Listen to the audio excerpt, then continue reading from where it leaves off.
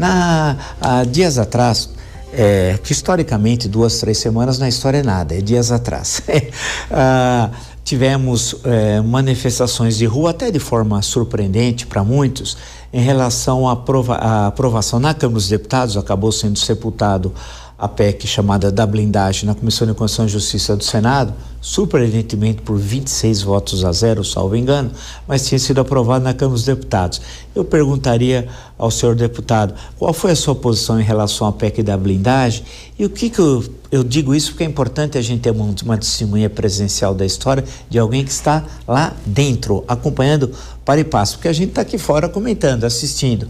Ele, o nosso protagonista, está lá no meio. Como é que foi na sua opinião, como é que isso nasceu ali no interior da Câmara dos Deputados especialmente? Como foi o processo e a sua posição? Olha, acho que foi ali uma conjunção de interesses, né? Por um lado, vários deputados queriam ver seus escândalos de corrupção travarem e que as investigações não continuassem, queriam se blindar do próprio roubo de dinheiro público, principalmente.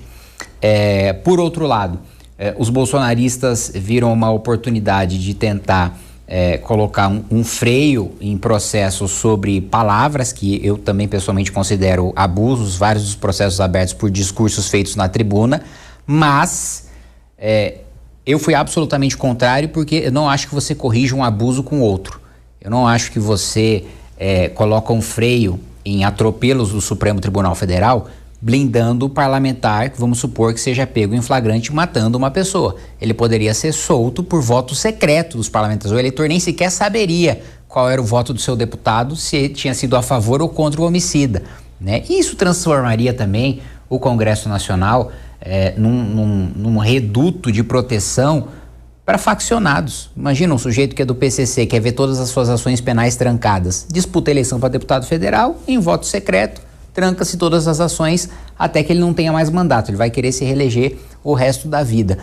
Existem 1 milhão de outras propostas muito melhores para você limitar o que eu também considero abuso do Supremo. Aliás, Vila, até antecipo aqui para você, já há 2 anos eu tenho trabalhado com alguns juristas para construir uma PEC, sei que não vai ser aprovada agora, mas pelo menos pensando numa visão de longo prazo de país, para retirar o Supremo Tribunal Federal do Poder Judiciário, para a gente adotar um modelo europeu de Corte Constitucional autônoma, né? Para que a Corte ela julgue a constitucionalidade das leis em abstrato, que ela não julgue casos concretos. Acho que isso é muito da razão pela qual o nosso Supremo concentra muito poder. A nossa Constituição já delega muito poder para o Supremo. E para além de já delegar superpoderes, eles ainda abusam dos poderes que já têm. Então, na minha avaliação, primeiro, Supremas Cortes não foram feitas para julgar casos concretos, salvo se o controle de constitucionalidade foi desenhado para caso concreto, como é o caso do sistema americano e como é o caso do sistema inglês.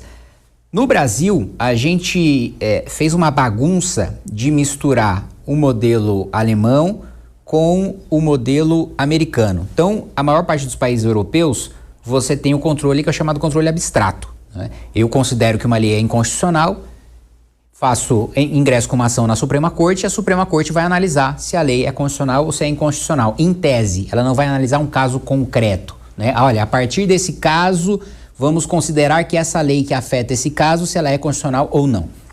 Nos Estados Unidos é diferente. Você não provoca a Suprema Corte para discutir em tese se a lei é constitucional ou inconstitucional. Um caso concreto vai subindo nas instâncias, chega na Suprema Corte e aí a Suprema Corte firma o entendimento se a lei é constitucional ou inconstitucional. No Brasil, a gente tem os dois modelos ao mesmo tempo.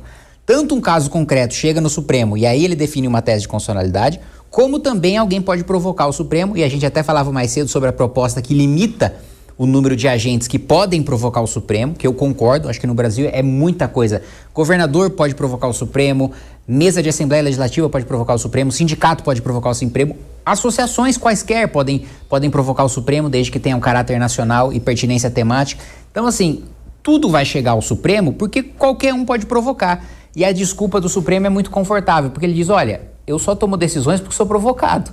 Eu não tomo decisões porque sou ativista. Tomo decisões porque ingressaram com ação para eu decidir sobre isso. Sim, só que ingressam com ações sobre tudo, porque qualquer um pode ingressar.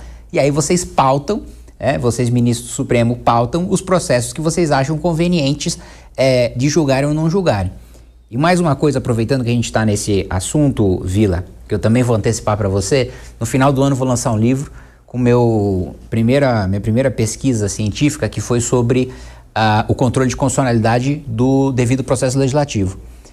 E a minha conclusão é a seguinte, de que o Supremo, na hora de proteger o processo legislativo, ou seja, vamos aprovar uma PEC, 308 votaram em 2 turnos? Sim ou não? Né? Vamos votar um projeto de lei. Foi respeitado o processo que está previsto em lei? O quórum, todo mundo pôde debater, foi cerceado, não foi cerceado o debate? Quando a questão é proteger o processo, que até na PEC da blindagem nós tivemos um problema, e eu impetrei um mandado de segurança no Supremo por causa disso. Ela foi aprovada com mais de 308 votos no primeiro turno, só que no segundo turno, na hora de aprovar o voto secreto para parlamentares, eles só tiveram 296. Inferior ao quórum. Inferior ao quórum de 308. Constitucional, não é nem regimental. E aí eles inventaram e aí o que diz a nossa lei é o seguinte: foi derrotada uma proposta, ela tem que ser arquivada e só pode ser apresentada no ano subsequente. Perfeito. Não foi isso que fizeram. Apresentaram um novo texto para votar de novo, né, o texto que já tinha sido derrotado. Nesses casos, o Supremo não se mete. Ele fala, é matéria interna corporis. Só que depois que o Congresso aprova, aí o Supremo se mete no mérito. E acaba, muitas vezes, legislando no lugar do parlamento. Então, eu considero que essa PEC da blindagem foi utilizada como um instrumento para, de fato, blindar os parlamentares dos crimes que cometem. O Senado viu que pegou muito mal. Não é que os senadores foram contra. Os senadores viram que estava tão impopular que mesmo aqueles que eram a favor e que diziam para os deputados que iam votar, porque supostamente havia um acordo de bastidor, olha, esse texto que está sendo aprovado na Câmara, o presidente do Senado e os líderes do Senado concordam para votar, podem votar com tranquilidade que vai ser aprovado no Senado. Aí os senadores viram a repercussão do quanto os deputados que votaram a favor apanharam, que aí chegaram lá, foi unanimidade, né? Agora, só uma pergunta que nós estamos quem nos acompanha, nós estamos caminhando para o final do programa aqui. Eu também acho que o papel do STF deve ser uma corte constitucional como em alguns outros países. Mas ele é demandado por milhares e milhares de ações. Houve algumas alterações com as súmulas nos últimos anos que diminuiu o número de ações. Mas em certo momento, quando eu acompanhava mais os relatórios do Supremo, chegava a julgar 120 mil, 130 mil ações, eram uma enormidade, né? Isso com 11 ministros que tem o Supremo Tribunal Federal. Eu pergunto para você, quem é que vai julgar então aquelas sessões que o Supremo é demandado? É o STJ? É um novo tribunal? O que você pensa sobre isso? Em casos concretos, eu imagino que tenha que ser o STJ, né? De pacificação de jurisprudência, que já é o seu papel. Sim. Julgar casos concretos, porque o STJ também já tem estrutura para isso. O Supremo, veja, no caso do 8 de janeiro, por exemplo, você teve 2.000, 3.000 pessoas com ações penais sendo julgadas pelo Supremo. O Supremo não tem nem servidor para isso. O Supremo não tem juízes auxiliares, o Supremo não tem a mínima condição. Foi feita. E veja que nós estamos com uma composição do Supremo que se diz garantista. Mas durante o 8 de janeiro você teve a audiência de custódia, que é aquela para analisar a legalidade da prisão em flagrante, feita por Zoom, com 100 advogados num Zoom e uma juíza auxiliar dizendo, olha, quem quer pedir o relaxamento de prisão ilegal, peça pelo chat. Isso não existe, isso é sintomático da falta de estrutura do Supremo para julgar esse volume. Mas aí a gente entra numa outra excelente discussão, que é sobre a judicialização no Brasil, né? De fato, nós temos um desenho de leis que faz com que a gente tenha muito processo, a gente tem um incentivo por parte do judiciário para que a gente tenha muito processo, e o próprio Estado brasileiro é um dos, se não o principal litigante. Essa é uma questão importante. Então, essa é uma questão muito complicada. Nós só temos esse volume de ações, isso também é um sintoma de uma sociedade e de um desenho institucional falho, doente, né? É interessante, eu pesquisei um pouco sobre os anais da Assembleia Nacional Constituinte quando entrou nessa discussão. Por um lado, nós vemos durante um longo período do regime militar marcado pelo arbítrio, e a Constituinte foi marcada pelo oposto, né? para ampliação dos poderes da defesa dos direitos do cidadão, coisas que absolutamente em tese são corretas.